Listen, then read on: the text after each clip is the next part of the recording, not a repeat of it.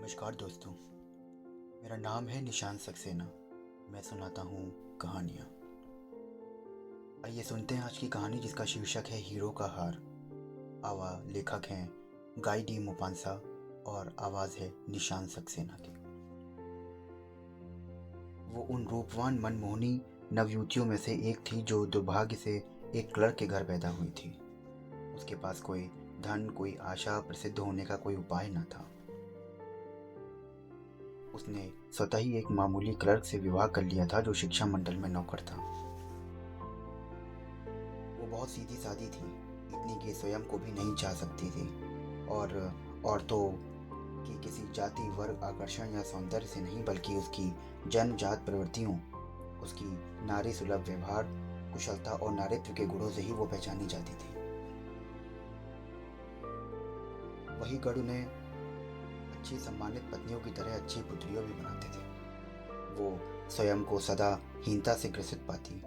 उसे लगता मानो वो अपने जीवन में मिलने वाली सभी सुख सुविधा के लिए ही पैदा हुई है, परंतु अपने घर की गरीबी, बटमैली दीवारें, टूटी कुर्सियां और मामूली सामान से पीड़ित रहती थी। वो कोई अन्य समान औरत होती तो वो इन सामानों पर विशेष ध्यान न देती, पर यही सब उसे पीड़ा देते और व्यथित किए रहते। जिसने भी उसका छोटा सा घर बनाया था उसके बारे में सोच सोचकर वो गुस्से से भर जाती। उसी दिन वो सुनहरे द्विसपनों में डूबी रहती। वो देखा करती कि बड़े बड़े विशालकाय कमरे जिसमें पुरानी नामी गिरामी चित्रकारों की बड़ी बड़ी कृतियां लटकी हैं, बड़े बड़े खूबसूरत फानूसों से प्रकाशित और यंत्रों से गर्म होते कमरे की गर्म हवा में झपकी लेती। वो उसके विशालकाय कमरे सिल्क के लंबे और बेशकीमती पर्दों, कलात्मक खूबसूरत फर्नीचरों से सजे हैं, जिसमें छोटे छोटे महकते केबिन हैं, जिसमें बैठकर वो शाम से 5 बजे तक ऐसे खास लोगों के बारे में बात करती है जो अपने क्षेत्र में प्रसिद्ध हों, जिनके पीछे जवान लड़कियां दीवानी हो और उनसे मिलने की ख्वाहिश रखती हों। जब वो खाने की गोल मेज पर किसी मेजपोश पिछले 3 दिनों से नहीं बदला जाता था तो वो अपने पति के सामने बैठी हुई पति से उस धब्बों को दबाते हुए कहती, प्रिय, मैं इससे अच्छा नहीं मानती। और वो पुनः अगले ही क्षण चांदी के चमकते बर्तनों में होने वाले विशालकाय सहभोज की कल्पना में खो जाती। वो सोचने लगी, सुंदर खूबसूरत नकाशीदार प्लेटों में परोसे जाने वाला नाना प्रकार का स्वादिष्ट व्यंजन, गुलाबी रंगत के चिकन का गोश्त खाते समय पौराणिक देवताओं की तरह मुस्कान लिए आमंत्रित मेहमानों की सरगोशियों में विचरने लगी। उसके पास ना अच्छी फ्रॉक थी ना ही अच्छे जेवर। वो सिर्फ उन्हीं चीज़ों से प्रेम करती थी। उसे लगता था कि जन्म ऐसे ही चीज़ों के लिए हुआ है। उसे बड़ी इच्छा थी कि बहुत से लोग उससे मिलें और बात करें, उसे खुश रखें। वो हमेशा प्रसन्नचित्त, चुस्त और जवान रहे। उसकी एक रईस दोस्त थी जो बचपन से ही उसकी सहपाठिनी भी थी, परंतु जिससे वो कभी मिलना पसंद नहीं करती थी, क्योंकि जब भी वो उससे मिलकर लौटती तो सारे दिन अपने जीवन से व्याप्त दुख, विषाद व अपनी कमियों के लिए बिलखती रोती। एक शाम उसका पति हाथ में एक बड़ा लिफाफा पकड़े खुशी खुशी घर लौटा। देखो, वो बड़े उत्साह से बोला, ये देखो मैं तुम्हारे लिए क्या लाया हूँ। उसने शीघ्रता से लिफाफा खोला। एक छपा हुआ निमंत्रण पत्र निकला जिसमें शब्द लिखे थे, सोमवार दिनांक 18 जनवरी को शिक्षा मंत्री और उनके धर्मपत्नी अपने निवास पर श्रीमान और श्रीमती लौसेले को सह नृत्य और भोज प्रसादर आमंत्रित करते हैं। जैसा कि उसके पति ने कल्पना की थी, उसके विरुद्ध बड़ी उपेक्षा से वो आमंत्रण पत्र टेबल पर फेंकते हुए बड़बड़ाई, तुम ऐसा क्यों समझते हो कि ये सब मुझे बहुत पसंद है? पर प्रिय, मैं सोच रहा था कि ये तुम्हें प्रसन्न कर देगा। तुम कभी बाहर नहीं निकलती हो और ये एक मौका है, सुनहरा मौका है इसे प्राप्त करने का। हर कोई ये निमंत्रण प्राप्त करना चाह रहा था, पर ये तो बहुत खास और विशेष लोगों को ही दिया गया है। तुम वहाँ हमारे विभाग के सभी लोगों को एक साथ देख सकोगी और सबसे मिल सकोगी।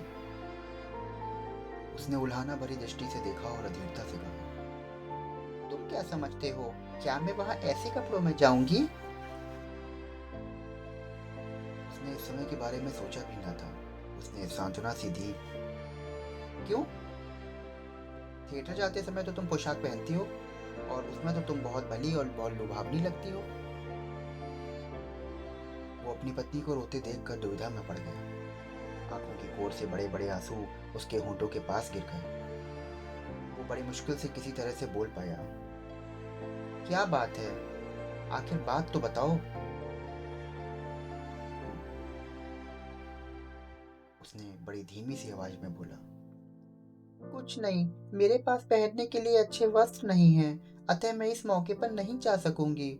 ज्यादा अच्छा हो कि तुम ये निमंत्रण पत्र अपने किसी ऐसे दोस्त को दे दो जो जिसकी बीवी ऐसे मौके पर पहुंचने के लिए मुझसे अधिक संपन्न हो।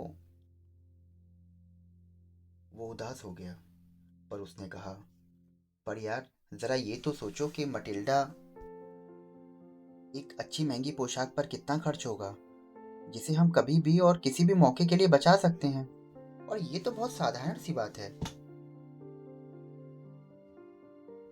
माटिल्डा ने कुछ देर सोचा।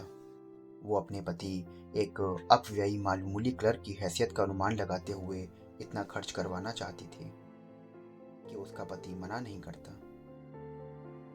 उसने हिचकते हुए कहा, मैं ठीक ठाक तो नहीं कह सकती, लेकिन मुझे लगता है कि तकरीबन कम से कम 400 फ्रैंक से काम चल जाएगा। थोड़ी देर के लिए वो दुविधा में पड़ गया, क्योंकि उसके करीब करीब इतना ही धन एक छोटी सी बंदूक खरीदने के लिए जमा किया था, ताकि वो अगली गर्मी अपने दोस्तों के साथ शिकारी दल में शामिल हो सके। और पिछले इतवार ही पक्षियों का शिकार करने भी गया था वो।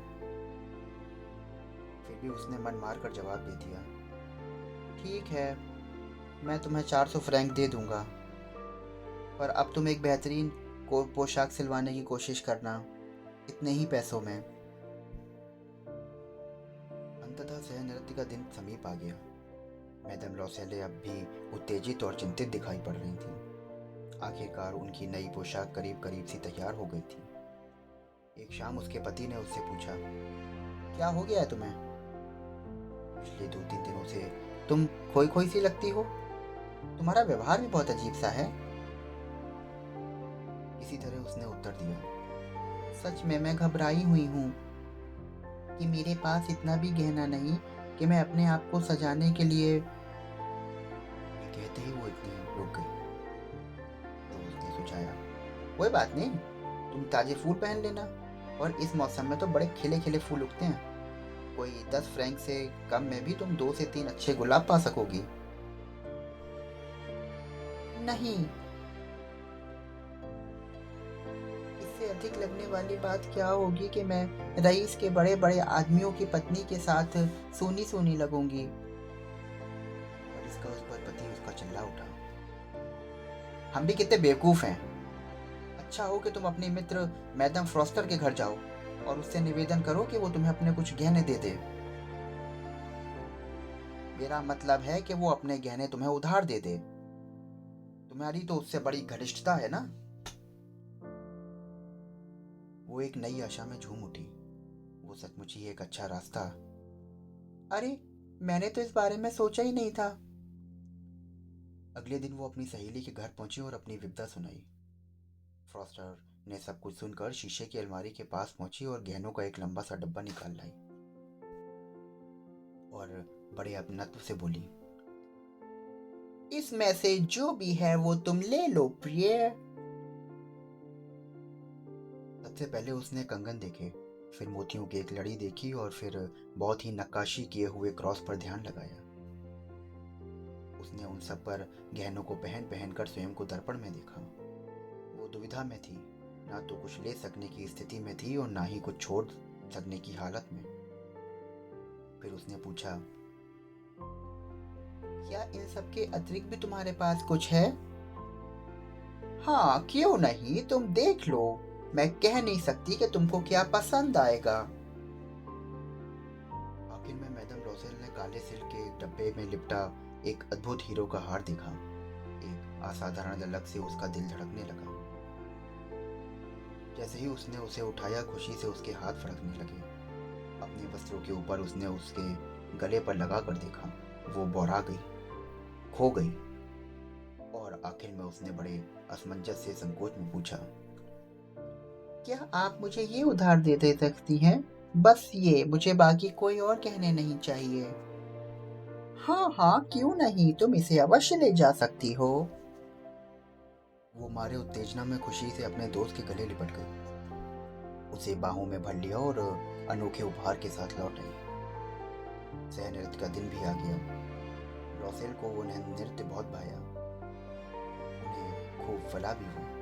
उपस्थित सभी मेहमानों ने सबसे अधिक आकर्षक, प्रसन्नचित और प्रफुल्लित लग रही थी वो। हर आदमी ने उसे देखा और उसका नाम पूछा, उससे भेंट करने की इच्छा प्राप्त की। मंत्रिमंडल के प्रत्येक सदस्य ने उसके साथ नाचने की इच्छा जाहिर की। स्वयं शिक्षा मंत्री ने व्यक्तिगत रूप से भी इस चीज पर ध्यान दिया। अपने सौंदर्य की विजयश्री के प्रतीक स्वस्थ अपनी अद्भुत सफलता पर उसे उड़ती हुई खुशी के बादल नजर आ रहे थे, जो खास मौके पर आ गया हो।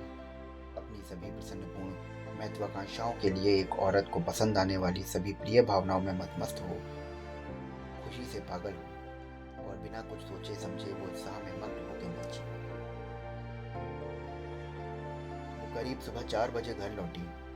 उत्सव के समय उसका पति एक कोने में आधी रात के बाद अध जगह अलसाया सा और 3 अन्य पुरुषों के साथ बैठा हुआ था, जिनकी पत्नियां भी अपने आप में खोई हुई थीं। रोजमर्रा के साधारण कपड़ों के ऊपर उसने साधारण सा ओवरकोट लपेटा था। ओवरकोट के सादेपन पर विशेष मौकों पर पहने जाने वाले वस्त्रों की शालीनता में उल्लेखनीय अंतर था। उसने इस स्थिति को भांप लिया कि अन्य स्त्रियां जो कीमती वस्त्रों से लदी फदी थीं, उनकी स्थिति को कोई पहचान न ले। उसे लौटने में फुर्ती थी। लॉसेल ने उसे प्यार से थाम लिया। जरा ठहरो, बाहर लौटने में तुम्हें ठंड लग जाएगी।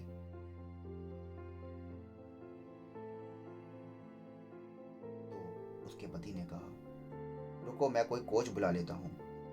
परंतु उसने ये सब नहीं सुना। वो तो तेजी से सीढ़ियों पे उतर गई। जब वो सड़क पर थे तो उन्होंने वहां कोई कोच नहीं पाया।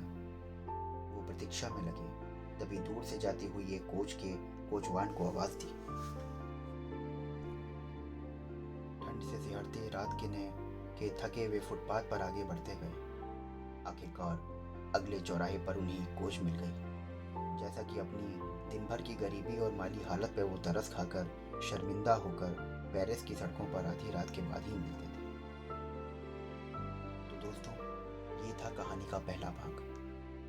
कल आपसे फिर मिलूंगा दूसरे भाग के साथ। तब तक मेरे चैनल को फॉलो करिए, सब्सक्राइब करिए और स्टार रेटिंग देना बिल्कुल मत भूलिएगा। कल फिर मिलता हूँ, तब तक के लिए शुक्रिया।